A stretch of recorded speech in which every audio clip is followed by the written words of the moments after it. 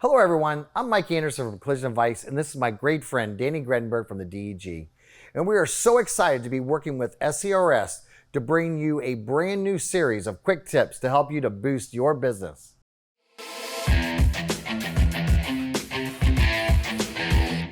As a repair planner or an estimator, it's really critical that we understand what to inspect when analyzing damage on a vehicle.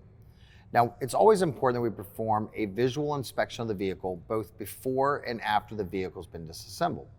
So what are some things that we might want to be looking for when we're inspecting the vehicle visually?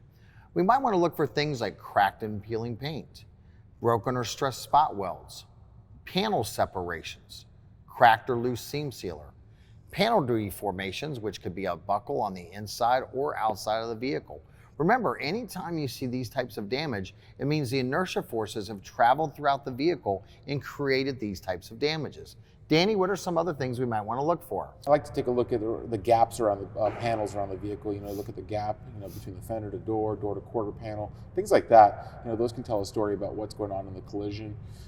Again, which can also lead to a panel movement. A lot of these parts that may be bolted on, they can shift or they can become out of alignment. Always check for pre-existing damage. Pre-existing damage could potentially overlap the current damage. It could become worse over time.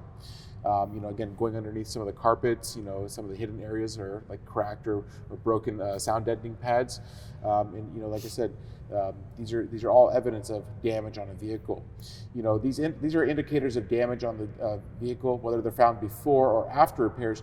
You want to identify those as early on. Otherwise, if you let it go down the road, it's just opening yourself up to a post-repair inspection.